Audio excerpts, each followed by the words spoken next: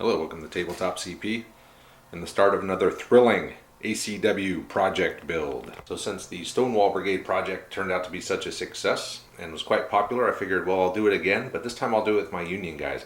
So this pile of metal and plastic here is going to become the 14th US Regulars. This video will be the plan. So I plan to turn these guys into a sharp practice force, very similar to the Stonewall Brigade in size and composition with minor differences.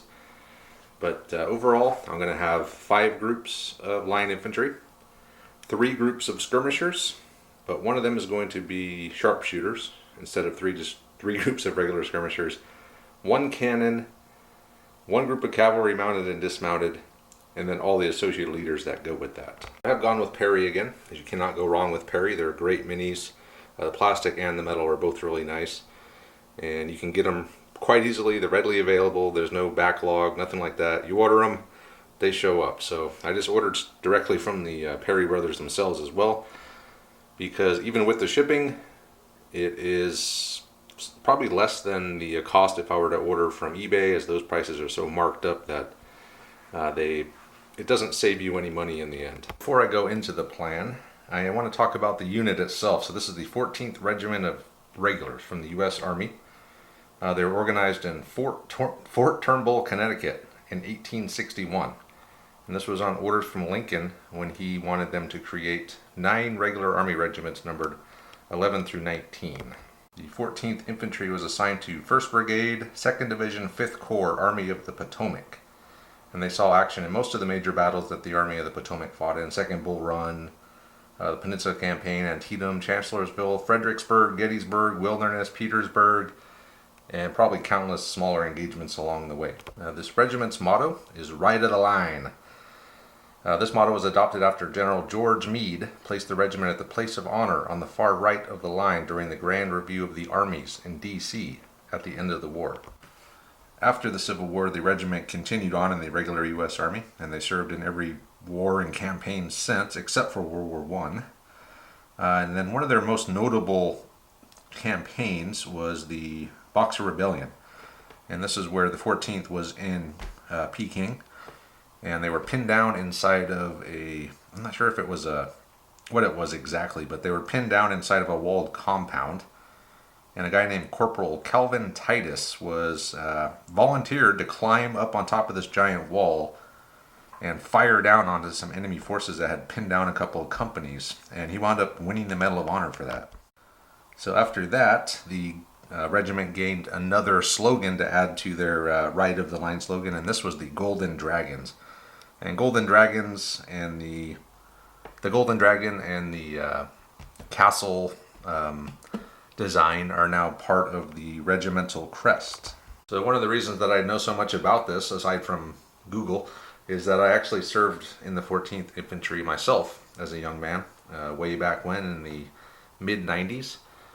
And we learned a lot about the regimental history then. That was kind of part of what you did. You learned about your regiment. And some shameless self-promotion. Here, I have a couple of pictures of myself serving in the 14th Infantry. So 14th Infantry is still going today. They're still out there. My exact battalion, 3rd Battalion, 14th Infantry, is no longer in existence. They changed their name to something else, or their designation. But I know 214 is still out there, and I think there might be a 114 somewhere, like in Hawaii or something. But yeah, that's the brief history of the 14th Regiment. So the plan itself, so 5 groups of line. So I got some minis from my buddy Tyler. He was selling them off, and I bought some plastic infantry from him. And this was the Perry skirmishing box. So it came with regular infantry guys, these guys here. And they're going to pretty much make up the main bulk of my force. So there's 25. I need 40 minis to do 5 groups of 8 line troops. So 25 of them are going to come from these sprues here. And then in the skirmishing box, it also comes with skirmishers, obviously. So we have 4 groups of skirmishers. And I'm going to be taking 6 of the guys from these 4 sprues. Probably maybe a couple of kneeling guys, but so 25 plus 6, so that's going to be what, 31? 31 total. And then this is a command sprue. I'm going to take one guy out of this sprue to get to 32.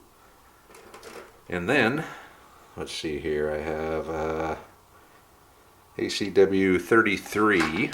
ACW 33 is Union Infantry and sack coats marching, so that's these guys here. They do have the packs and stuff, but that's fine. A few of the guys will have packs. And that'll be 6 more. So that'll take me, I believe, to 38. And then I had a couple of leftovers from the Confederates, as I obviously overestimated when I did my plan for them. But there are a couple guys in sack coats here that I'm gonna add. So the 6 guys here marching, 2 of these guys are gonna make one group, and then the other 32 from that and these are going to make up the rest of the 40 line troops. Okay, so after the line troops, I'm going to have skirmishers. So for my skirmishers, I want 3 groups. 2 of them are going to be just regular skirmishers. And I'm going to have 6 from the skirmish sprues to do one group. And I also have a group of Union skirmishers in sack coats, which is ACW 29. These are going to be my second group of skirmishers. And then lastly, we're going to have a group of sharpshooters. So this is ACW 87, which is Berdan sharpshooters. So these guys are pretty much laying down with rifles, and they're sharpshooters. So I know Berdan himself probably didn't have a great reputation, but and he probably won't be mentioned in our games. I guess he was a coward or something. I don't know. Alfred was telling me about it, but we don't want a coward in our ranks, so we're going to give him we're going to give the sharpshooters a new leader. That'll be my 3 groups of skirmishers, and then I have my cavalry. So my buddy Steve sent me these cavalry here. More cav. I'm going to just 8 horses plus a leader for 9. And then I also have the dismounted cavalry, which is ACW 9, which are these guys here. I'm sorry, ACW 9 is the horse holders, so I will have horse holders as well, but ACW 7, these are the dismounted cavalry. So I'll have the 9 horses, I'll have the 6 dismounted, and then I will have the horse holders to hold the horses. For that, I'm going to have 1 cannon. So I just bought the whole box of cannons, so there's 3 cannons in here, and that would allow me to build an extra cannon each. So I could have 2 cannons per army, which sounds bad, but after our last ACW game with Johnny, I don't think an extra cannon would be that much of a OP thing for these guys, because with those long ranges with those rifled muskets, you're getting hit all over the field anyway, and I don't think a cannon throwing 10 more dice in is going to be that bad. So 2 cannons per army, it's a possibility. Next up is going to be the command. So skirmish troop leaders are going to come from the this command frame that came with those skirmish infantry box. So one of them is going to be used for the line, and the other 3 are going to become skirmish leaders. And then I have ACW 40 here, which is going to be the Union Command in sack coat standing. And this will give me everything I need for command. So I'm going to have a couple of leaders, or 1 level 2 officer. And then I'm going to have a couple of sergeants, these guys here. And then my color party and my musician. So this will give me everything I need to command my big group, plus a secondary like 2 group formation with the level 2 leader. The last thing is going to be my big man. So Perry only sells the leaders in packs of 3. So I can only buy 3 I have to buy 3 at a time, I should say.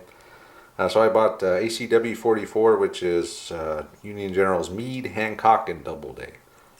So I was thinking about having Meade as my big man. Maybe go to Hancock, I'm not sure, but I'll probably go Meade, as he looks kind of cool with his hat off. And I'll give one of them to Johnny for a big man for his guys, and the other one I'll just hang out kind of with my other 2 rebel commanders that I haven't done anything with. And that's pretty much it. That's my plan. So I've done all this stuff a long time ago, and I'm just documenting it now. But we have enough to do everything that we want to do, make the same size force as the rebels, and that'll give us plenty of options for when we do ACW games. So I know Johnny has a force, but he's not always available, and I want to be able to have the option to play ACW when Johnny's not around. So, and plus I just like to have matching forces for any of the periods that I play in. And that's it for the planning video. So next up I will do a painting plan, and I'll talk about the colors I plan to use for all the various parts on these guys. And since they're Union, they're all the same. So I don't know if I'm going to do as many updates as I did on the Stonewall project. We'll see, but I will do a few. And of course the project will culminate in a battle report again against my Stonewall Brigade. And yeah, so I can't wait for that day. But in between then and now, we have a lot of work to do. So we'll go ahead and sign off. And thanks guys for watching this one. And hopefully you keep track of this project like you did with the Stonewall project. And we'll see you for the next one.